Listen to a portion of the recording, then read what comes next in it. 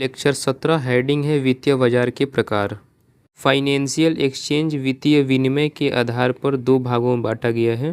पहला है ऑर्गेनाइज्ड और दूसरा है अनऑर्गेनाइज्ड। नेक्स्ट है मैच्योरिटी अर्थात समय अवधि के आधार पर भी दो भागों में बांटा गया है। पहला है मनी मार्केट और दूसरा है कैपिटल मार्केट।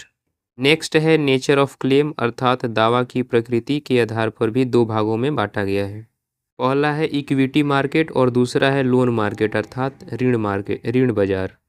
नेक्स्ट है ऑर्गेनाइजेशनल स्ट्रक्चर अर्थात संगठनात्मक संरचना के आधार पर भी दो भागों में विभक्त किया गया है।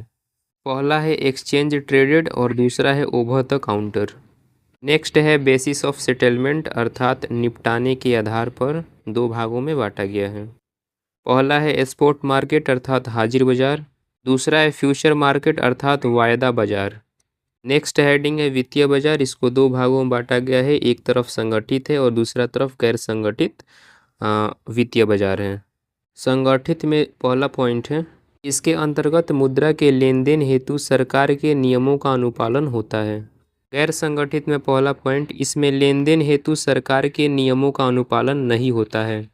संगठित में दूसरा पॉइंट है विनियामक होता है, किसके द्वारा? तो आरबीआई और सेबी के द्वारा। गैर संगठित विनियामक नहीं होता है। संगठित में नेक्स्ट पॉइंट है जोखिम नहीं होता है क्योंकि निवेशकों का पैसा सुरक्षित होता है। गैर संगठित के अंतर्गत जोखिम होता है क्योंकि निवेशकों का पैसा सुरक्षित नहीं होता है। संगठित में नेक्स्ट पॉइंट है प्रतिभागी डैश बैंक, एनबीएफसीज, बीमा कंपनीज आदि।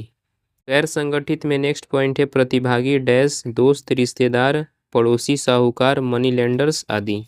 नेक्स्ट हेडिंग है वित्तीय बाजार अर्थात फाइनेंशियल मार्केट। इसको दो भागों में बांटा गया है। पहला है मनी मार्केट और दूसरा है कैपिटल मार्केट। मनी मार्केट को मौद्रिक या फिर मुद्रा बाजार भी कहते हैं और कैपिटल मार्केट को पूंजी बाजार कहते हैं। मनी मार्केट के अंतर्गत पहला पॉइंट है, इस बाजार में अल्पकालीन प्रतिभूतियों को खरीदा एवं बेचा जाता है। ब्रैकेट में 1 वर्ष से कम अर्थात 364 दिन तक। कैपिटल मार्केट में पहला पॉइंट, इस बाजार में दीर्घकालीन प्रतिभूतियों को खरीदा एवं बेचा जाता है। ब्रैकेट में 1 वर्ष से अधिक के लिए।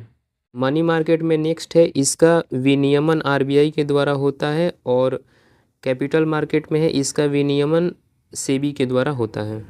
मनी मार्केट में नेक्स्ट पॉइंट है, इस बाजार में कार्यशील पूंजी हेतु मुद्रा प्राप्त की जाती है। कैपिटल मार्केट में नेक्स्ट पॉइंट है, इस बाजार में स्थिर पूंजी हेतु मुद्रा प्राप्त की जाती है। मनी मार्केट में नेक्स्ट पॉइंट है, यह अधिक तरल होता है और कैपिटल मार्केट कम तरल होता है। मनी मार्केट में एक पॉइंट है, इस बाजार में निवेशकों को कैश इन्वेस्टमेंट अर्थात नगद निवेश भी कहते हैं। मनी मार्केट में नेक्स्ट पॉइंट है, यह कम जोखिम होता है और कैपिटल मार्केट अधिक जोखिम होता है। मनी मार्केट में नेक्स्ट पॉइंट है, इसमें कम प्रतिफल होता है अर्थात लो रिटर्न मिलता है और कैपिटल मार्केट में हाई रिटर्न मिलता है। मनी मार्केट में नेक्स्ट पॉइंट है, यह ओवर द काउंटर होता है और कैपिटल मार्केट में नेक्स्ट पॉइंट है, यह एक्सचेंज ट्रेडेड होता है। मनी मार्केट में नेक्स्ट पॉइंट है, यह कम औपचारिकता वाला होता है अर्थात इसमें लेस फॉर्मेलिटीज होता है। कैपिटल मार्केट में मोर फॉर्मेलिटीज अर्थात अधिक औपचारिकता। मनी मार्केट में नेक्स्ट पॉइंट है प्रतिभागी dash bank, NBFC, government, RBI, insurance company, बड़े निगम आदि। कैपिटल मार्केट में नेक्स्ट पॉइंट है प्रतिभागी dash government, SEBI, brokers bracket में दलाल, कंपनीज, इन्वेस्टर्स आदि। नेक्स्ट हेडिंग है मनी मार्केट के इंस्ट्रूमेंट्स अर्थात मौद्रिक ऑब्लिक मुद्रा बाजार के उपकरण। पहला है कमर्शियल पेपर अर्थात वाणिज्यिक प्रपत्र, दूसरा है ट्रेजरी बिल अर्थात राजकोष विपत्र, तीसरा है कैश मैनेजमेंट बिल अर्थात सीएमबी, नगद प्रबंधन विपत्र, चौथा है वेज एंड मीन्स एडवांसेज अर्थात डब्ल्यूएमए, अर्थोपाय अग्रिम, पांचवा है बिल्स ऑफ एक्सचेंज अर्थात विनिमय विपत्र, छठा है सर्टिफिकेट ऑफ डिपॉजिट्स अर्थात सीडीज जमा प्रमाण पत्र, सातवां है रीपर्चेज एग्रीमेंट अर्थात पुनर्क्रय समझौता, आठवां है सीबीएलओ, नौवां है कॉल मनी अर्थात कॉल मुद्रा, 9वां है नोटिस मनी अर्थात नोटिस मुद्रा और 11वां है टर्म मनी अर्थात सावधि मुद्रा। नेक्स्ट है पूंजी बाजार के उपकरण अर्थात इंस्ट्रूमेंट ऑफ कैपिटल मार्केट। पहला है इक्विटी ब्रैकेट में शेयर्स, दूसरा है डेट ब्रैकेट में ऋण, इसको दो भागों में बांटा गया है।